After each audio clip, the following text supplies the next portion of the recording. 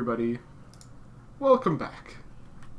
If you saw my last crazy Minecraft thing, it was this door that is, of course, a 3x3 all on the floor. And then I was challenged also to make a 5x4 all on the floor. Now, I'm an idiot. And last time I tried to record this, I realized that it was only a 4x4, which isn't what we wanted. So I added stuff. Now, don't get me wrong. This thing has been through multiple revisions. The first version was a 5x3, 5 tall, 3 wide. And then I was like, oh, all I gotta do is add one more thing up, and all of a sudden it stopped working. Because it was one block too heavy. So I had to redesign everything in order to get to this point. And yeah, I'm just gonna hit this button and show you that we have a 5 tile gap. I'm just gonna show it with I shouldn't do that. That seems like a bad idea. Why not over here? 1, 2, 3, 4, 5, boom. Alright. So we got our 5 tile gap, where I'm not an idiot. And I'm going to press this button. And it's going to do weird things, because of course it's going to do weird things. And it's closed. And all we have to do is hit this button, boop, and it opens right up. There we go. So, yeah, designing this was kind of awful, but we got there. We eventually got there. So what I want to do is kind of break down how I decided to do things, because this is an absolute train wreck of redstone. And someone else can consolidate this to make it not like a hornet's nest, but yeah, I've already spent so much time trying to get this thing working that I'm done. I'm done at this point. Alright, so what we have here is we have a 1 tick circuit that produces a 4 tick pulse. So what's going to happen is we've got all of this coming out over here. Why did I have this? I don't know why I had this. Oh yes, this is for the rest of the machine. So this is for the rest of the machine, but this gives us a 1 tick pulse coming out of this monostable circuit? Yeah, I think that's what it's called. Monostable circuit, and comes around here and powers the floor. And now you're probably wondering, why do we need to power the floor? Well, that's because we have a double piston extender right here. For some reason, I couldn't actually power these without breaking things, so I ended up doing a double piston extender to have these things. Why did I do that? Why did I do that? Nope, I know why I did that. I know why I did that. It's dumb. So, the problem is that I also needed a line here, or something here, so that I could update where the final, this thing, this one observer literally needs to, ends up right where this block is. So I needed something in order to activate that without messing too much with other things. And there was no way to update this without just having a redstone line.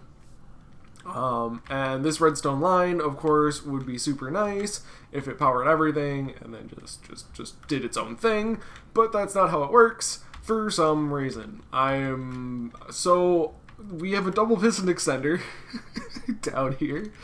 And all it does is it puts these out 1 tick pulses to set off all the observers, and yeah, then it retracts everything, and then the rest of the circuit goes. So then it comes down here, and then gets put into a pulse extender, And this is just to delay things so that the double piston extender can go off and do its thing. What happens here is that it gets turned back into a one-tick pulse into a monostable circuit. I probably could have just monostable circuited it up, but I wanted it to be alternate from the timer, completely separate itself. Then we have power going into these pistons, which update these observers, and comes down here, and then gets delayed for, I think 4 ticks? Yeah, 4 ticks, 5 ticks. Comes around.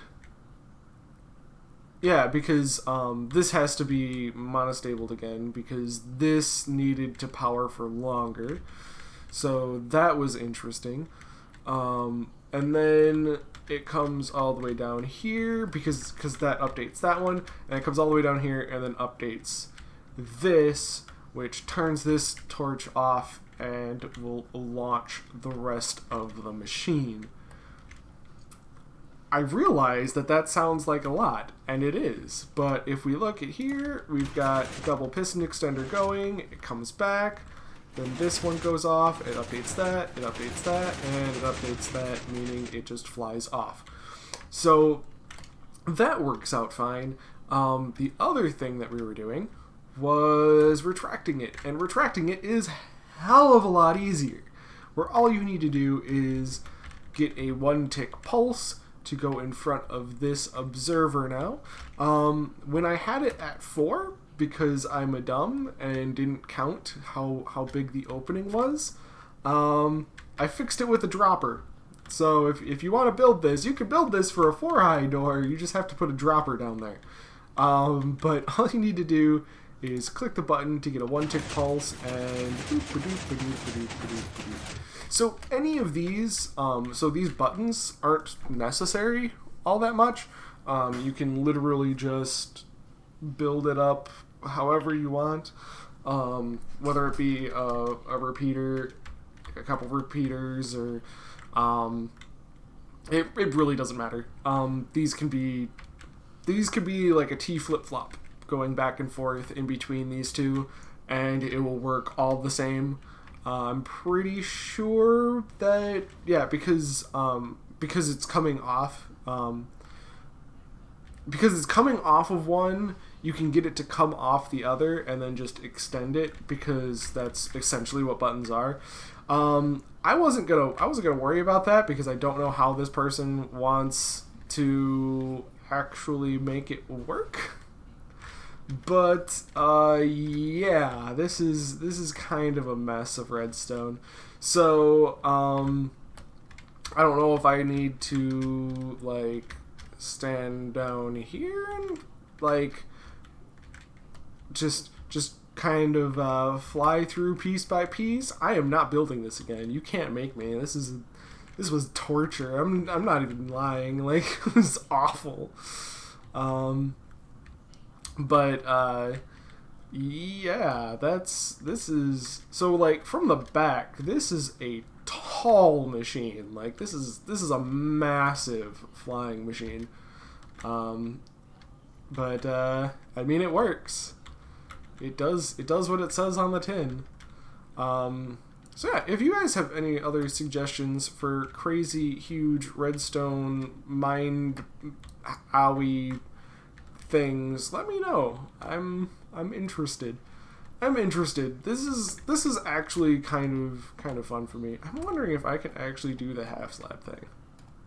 Can I throw half slabs down? Because I get really tired of that kind of thing. So if I put this up here, because it can't crush the half slabs, does this work still? It'll work.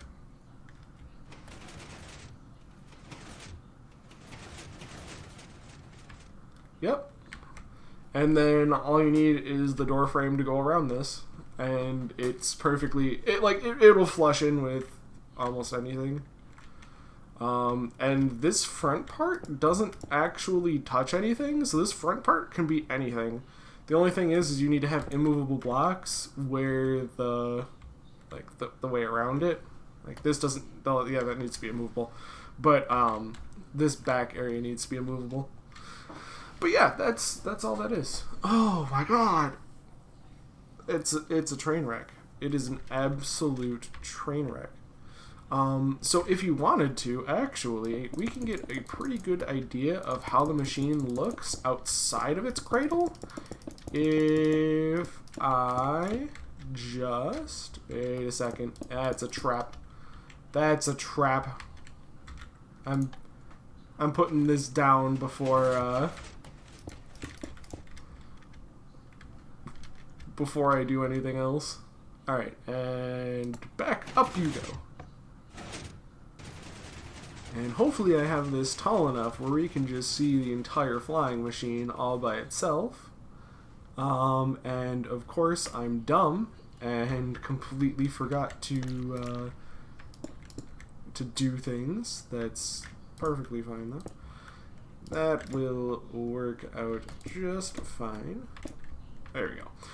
So we do have the entire flying machine set up and ready to go yet again. And this is it. So what we have here is pretty much maxed out. I think this is maxed out. Panels. So this panel I think is maxed out. I think that everything else should be pretty fine.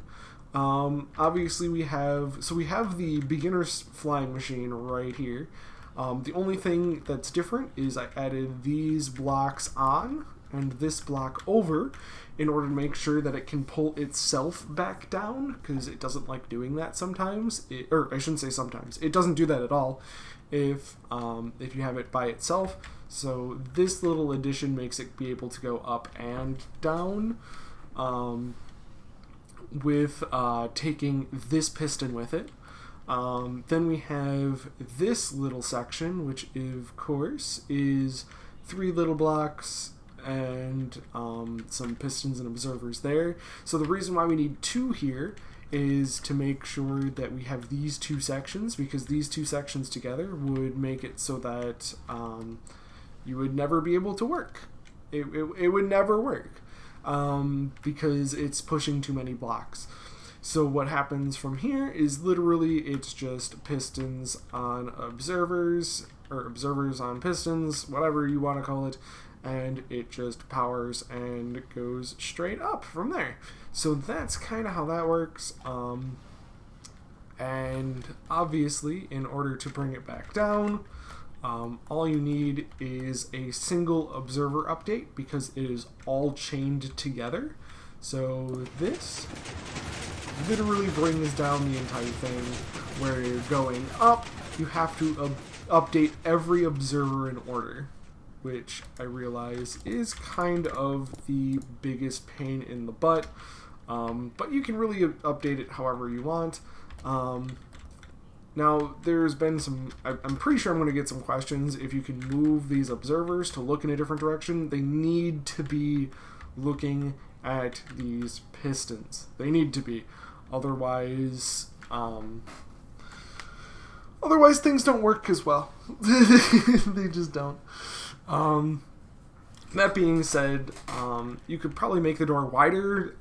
Making it taller means you're going to have to expose the slime and the honey blocks and stuff, which doesn't seem as good. I know there are 3-block loops that you could have that make it so that essentially this becomes its own solid flying machine thing. But I didn't feel like doing that, so I didn't.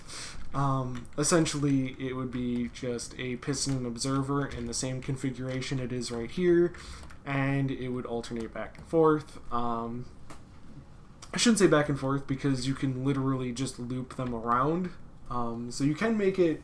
I think it would actually be easier to make it taller than it would to make it wider, because the moment you make it wider, you're going to need to have another observer update over here, and then you're going to have a whole nother section to add on to this, and I'm pretty sure at that point there's going to be a lot of pieces that aren't going to want to move. I think you can add one more on to this side and make it a wider door, but yeah, there's not many pieces that aren't really stretching the limits at what pistons can push. So I'm going to leave that be. As you can see, it's been kind of a nightmare trying to put these together, but I'm just going to fly around, and if you have questions, or if you want me to go piece by piece putting it together, let me know, and I'll have to do some sort of tutorial where I actually figure out how to do this consistently, because yeah, this was kind of a train wreck. So thank you guys so much for watching, and until next time, take it easy.